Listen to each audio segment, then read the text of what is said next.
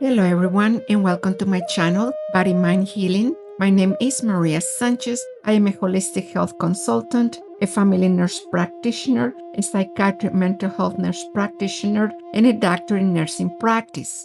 The case for today is the real prison is not outside of us. And it starts with a person saying, I hate my life. I feel stuck.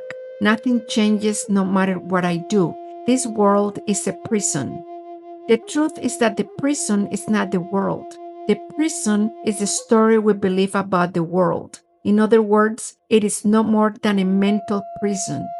Many of us grow up believing that freedom comes from changing our circumstances.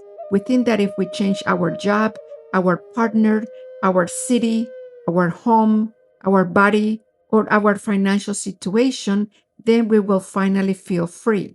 We tell ourselves, when this changes, I will finally be at peace. But what we notice, if we are honest, is that we carry the same feelings with us. We carry the same anxiety. We carry the same self-doubt.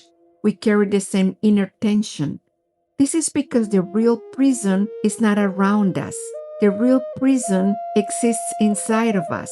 And this prison is made of fear and beliefs about limitation. What do we mean by a mental prison? A mental prison is not a place. It is a pattern. It is the collection of thoughts, beliefs, and emotional reactions that keep repeating without being questioned. It tells us things like, I am not good enough. I always mess things up. I cannot change. It is too late for me. People like me do not get happy endings. I need to stay small so I do not get hurt. Most of these beliefs did not start in adulthood. They started when we were younger, when we were more impressionable. They were shaped by rejection, trauma, criticism, cultural expectations, family dynamics, school, religion, and painful life experiences. As children, we interpret life in the only way we knew how. We formed conclusions about ourselves. We decided who we were. We decided what was safe and what was not. And over time, those conclusions harden into beliefs. Once a belief becomes familiar, it starts to feel like truth. And once something feels like truth, we stop questioning it. That is how the prison forms. How does fear build the walls? Fear is the architect of the mental prison. Fear of failing, fear of being judged, fear of rejection, fear of abandonment, fear of losing control, fear of being hurt again. Fear does not want growth. Fear wants safety, even if that safety suffocates us. So fear makes rules. Do not speak your truth. Do not try new things. Do not get too close. Do not trust. Do not rest. Do not change. These rules might have protected us at one point, but protection, when it becomes permanent, turns into a cage.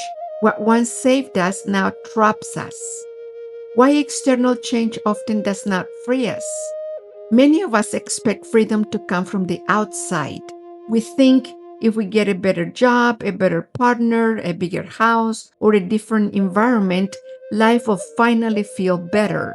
But we see people who have everything externally and still feel empty. We see people with wealth, success, and admiration who are still deeply anxious or depressed. This is because they changed the scenery, but not the story. And if the story inside does not change, no environment will ever feel safe enough, good enough, or fulfilling enough. We do not just live life, we interpret life. And it is the interpretation that creates most of the suffering. What does true freedom really mean? True freedom is not the absence of problems. It is the absence of inner bondage. When we say true freedom is the collapse of inner illusion, we mean that freedom happens when we start questioning the stories we tell ourselves. Freedom happens when we stop automatically believing every thought that crosses our mind.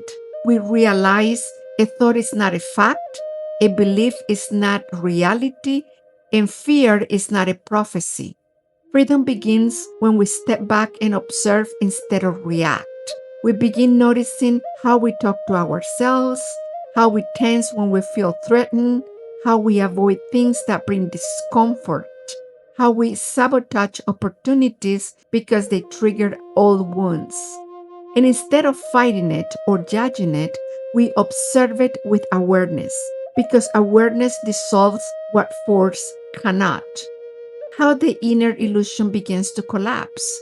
The collapse of inner illusion does not happen through force or positive thinking. It happens through honesty. Honesty about what we are afraid of. Honesty about what we really feel. Honesty about the patterns we keep repeating. Honesty about the stories we keep telling ourselves. We start asking simple but powerful questions. Is this belief absolutely true? Where did this belief come from? Who would we be without it? Is this fear protecting us or imprisoning us? These questions bring light, and where there is light, illusion cannot survive. The walls do not get pushed down, they dissolve, not because the world changed, but because we changed how we see. Why this matters for our life. When we free ourselves internally, life starts to change externally, but not in the way we expect. We start making clearer choices. We start reacting from old wounds. We develop compassion for ourselves and others. We become less controlled by fear and more guided by awareness. We realize that most people are also operating from their own prisons, and instead of judging them, we understand them. A free person is not someone without pain. A free person is someone who is not ruled by pain. We might still feel fear, but we no longer obey it. We might still feel sadness, but we no longer become it. We might still face difficulty, but we no longer collapse inside. That is what really freedom looks like. In simple terms, the prison is not life. The prison is the story we believe about life. And when we see that clearly, we realize that the door has always been open. And let's not forget that healing is a return to the balance of the body, the mind, and the spirit. A reminder that we were never truly broken. Until next time.